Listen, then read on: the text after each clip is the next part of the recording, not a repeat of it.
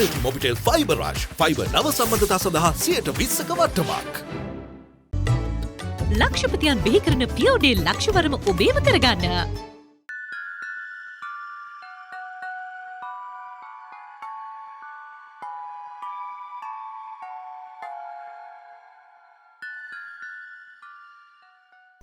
කුමසාරුයි ඩැඩයි ළඟදින් නිදහස් වෙලා ගෙදර එනවා.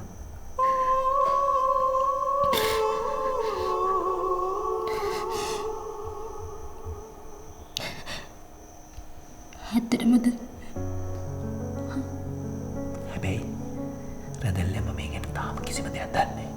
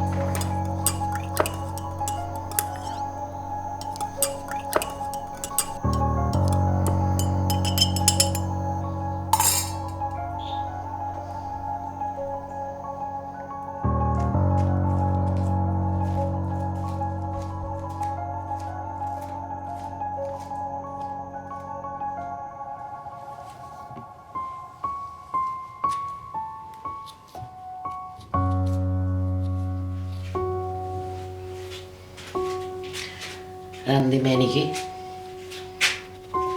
මේ කිරියක බොන්න. මගේ බඩ පිරිලානේ.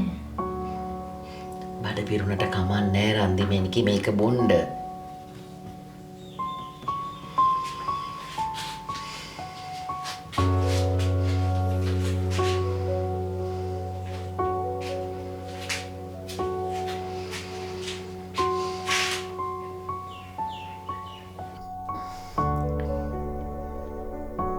රෑ තිස්සේ නැගිටලා මෙහෙ යනවා එහෙම නෙමෙයි.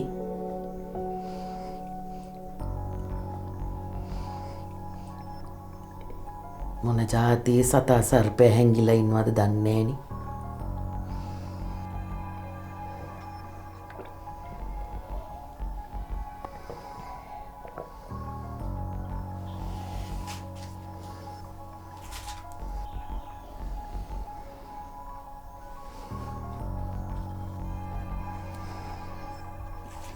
කට හොදලා නිදා ගන්න.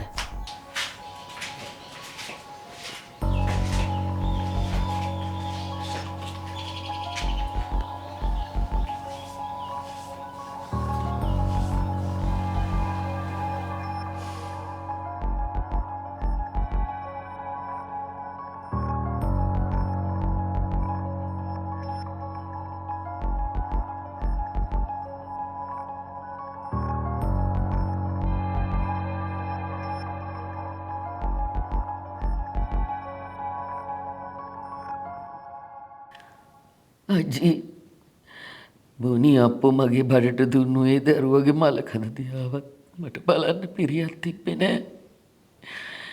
මං වැරදිද අජී? අම්මගේ දරුවෙක්ගේ අතර තියෙන බැඳීම මට දැනෙන්නේ නැති තැනට විනාශ කරලා දැන් මේ තිරසනා. උනිසා අන්තිමට මට වදන්න සිද්ධ වුණේ මලකුණා. ඉතින් කොහෙන්ද අජී මට දරු කෙක්කුමක්?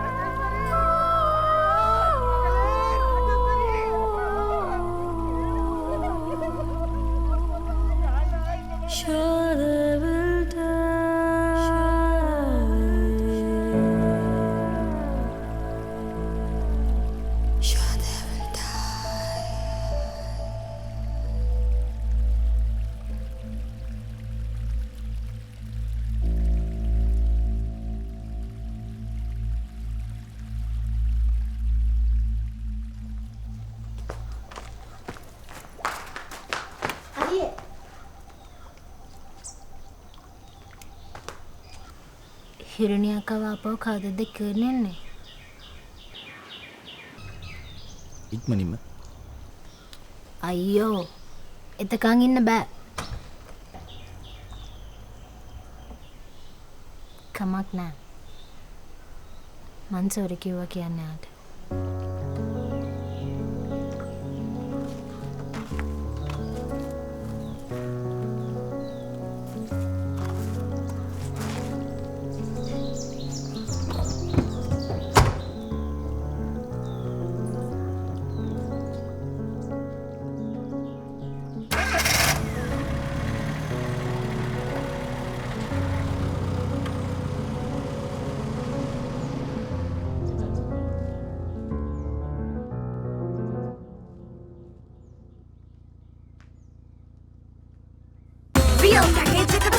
Mobitel 1598.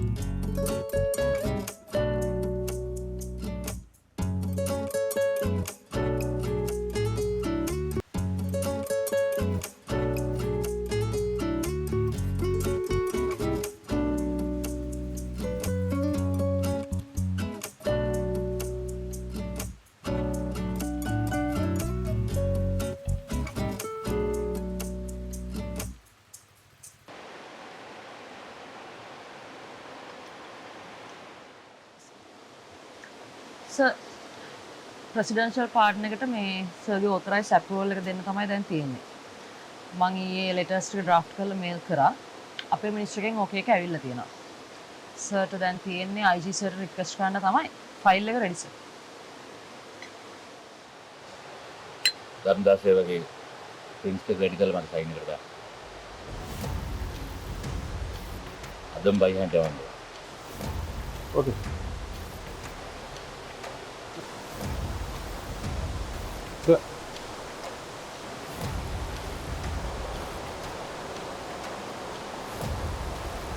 Good morning.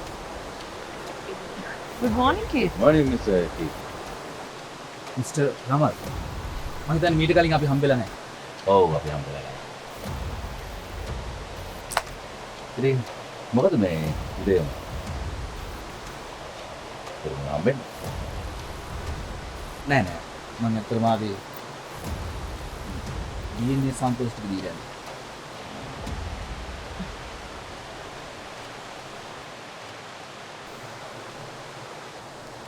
Thank you Keith. Thank you. Dharmadasa. Mr. Ramal, thank you මගේ ඩැඩා ගැනයි කුමුසාරු ගැනයි ගත්ත decision. වඩින්. නෑ. මං ෆැක්ටරියට යනකම් මං ආවේ මට පාරක් විමන්ද යන්න. කොහොම හරි කරලා ඉක්මනට මේ මිනිමරුව අල්ලගන්න පුළුවන් වෙයි කියලා මම විශ්වාස කරනවා. එසේ මිනි මරුව මොකා වුණත් ඉතින් හැකි ඉක්මනට වල. ඉතින් ඒක මම දන්නවා. ඒක තමයි වෙන්න ඕනේ. Thank you sir.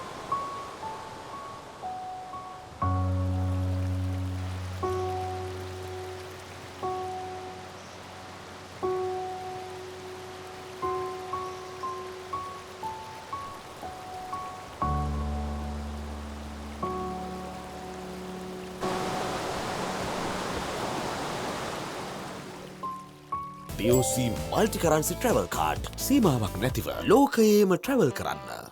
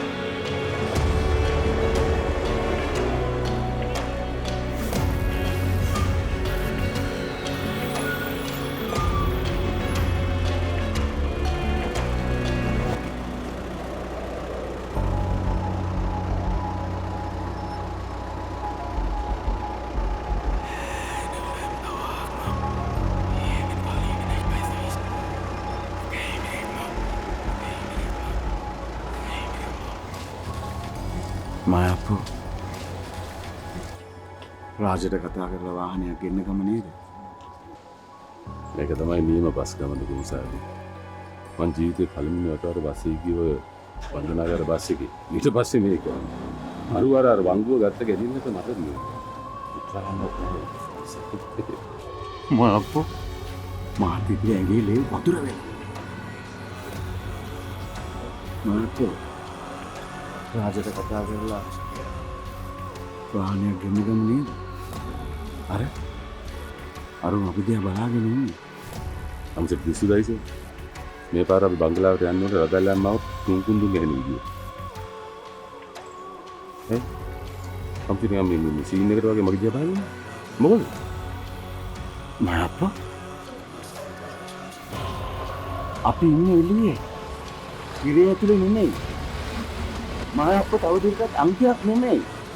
මායප්පා ග්‍රෑන්ඩ්සන් අප්පෝ. අර පරණ ග්‍රෑන්ඩ්සන් අප්පෝ මතක තියාගෙන ඒ විදිහට කතා කරන්නකෝ. අනේ මේ කුමසාර ගමේ පිස්සු කතා කරන්න තියෙනවා. තමුසේ දැන් මට කියන්නේ මේ මම අර ඉස්සර හිටපු සෝමාරියා වගේ දිජ්ජාතින් වාගෙන ගෑනුන්ට වහන් වෙලා හැංගි ඉන්නේ කියලා. අනේ එහෙම නෙමෙයි මායප්පා. එහෙනම් මං කියන්නේ මාත් ආසයි මායප්පු කොන්ද කෙලින් තියාගෙන ඉන්නවට. මම මේ කියන්නේ මායප්පු කතා කරන භාෂාව ගැන. මායප්පු දැන් ග්‍රෑන්ඩ්සන් අප්පු. අර පරණ පුරුදු විදිහට ග්‍රෑන්ඩ්සන් අප්පු විදිහට මායප්පු කතා කරන්නකෝ. මේ තමුසේ හදන්නේ මාව අර ඉස්සර හිටපු තත්ත්වයට යවන්නද?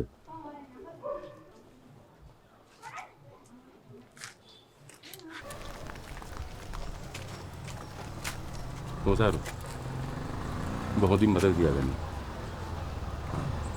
ඊට පස්සේ මම වැඩ කරන්නේ මට ඕන විදිහට. තේරුණාද? මං කන්නේ මට ඕන දේවල්. මං බොන්නේ මට ඕන දේ. මං hina වෙන්නේ අඬන්නේ මට ඕන විදිහට. තේරුම් ගනි. මම උඹ. උඹවත් මමවත් රදල්යම්ම නෙවෙයි. අන්න ඒක හොඳට මතක තියාගන්න. දැන් යමක්. යා